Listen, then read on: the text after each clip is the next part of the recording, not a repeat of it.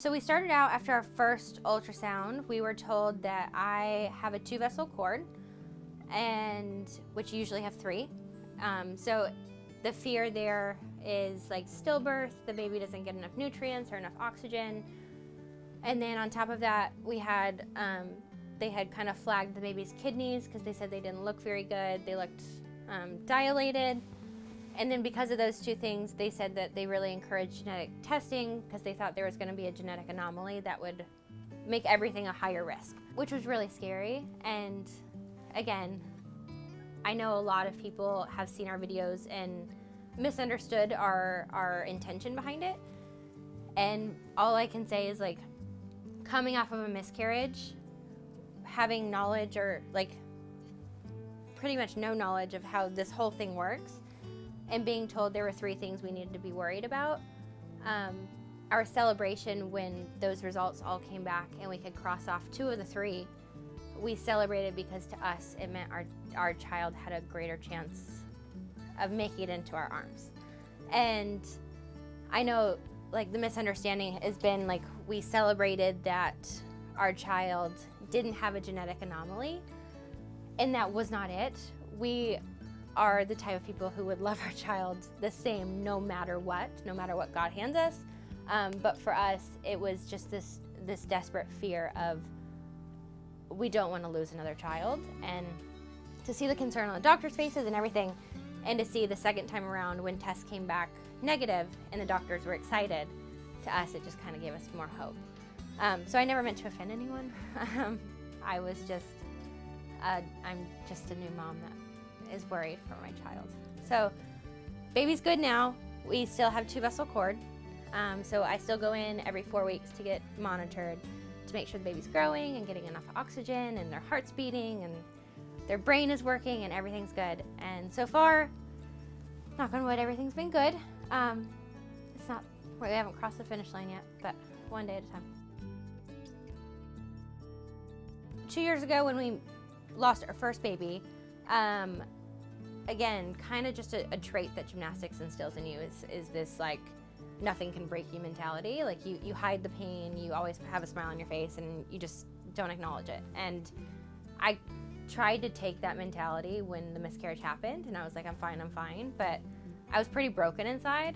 It was one of the hardest things, probably the hardest thing I've ever had to deal with.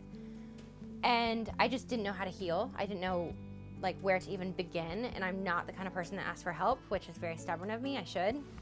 And so we had been on social media, we had been vlogging, we had been sharing our life, and we hadn't told people we were pregnant.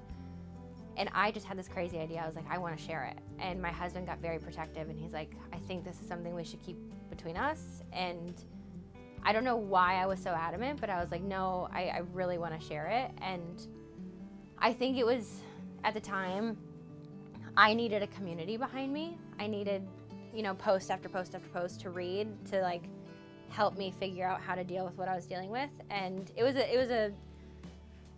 scary because I didn't know what the response was going to be like, but I would just sit in front of my screen for hours and read every comment and every personal story of women and how they went through miscarriages and how they went through their struggles and what healed them. And it healed me. It helped kind of me figure out the first step to take. And it was the first time I saw social media as a very good thing, because you could so easily have a community of people who go through the same thing that you can relate to. And I called some of them, I direct messaged most of them, and it was like a sisterhood of people.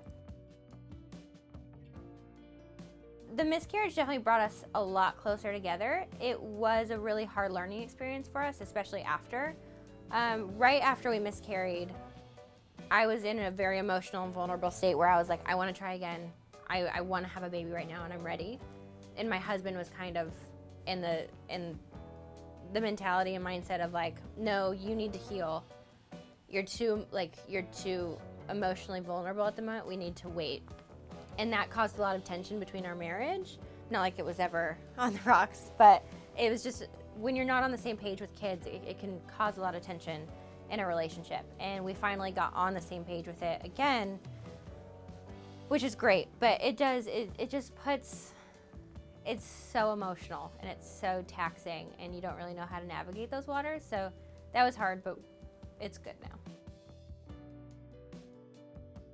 Yes, I would absolutely love to breastfeed. That is the plan. I've learned from my mom, I've learned from all my friends though, that your body and your baby have plans of their own. My mom, I was actually allergic to milk, and so I was bottle fed my entire babyhood, is what I'm calling that. I said life earlier. So I am planning on, like, I have the bottles ready. I've done a really cool partnership with Phillips Avent. They're teaching me everything about bottles, you know, to prepare me for babyhood, and stocking me on like anti-colic and then the natural and the Soothy Snuggles, which everyone, it's kind of funny. Every single friend I have has told me to like invest in Soothy Snuggles because they're just like every baby's favorite. So yeah, I'm getting prepared. I'm learning slowly. Bye-bye.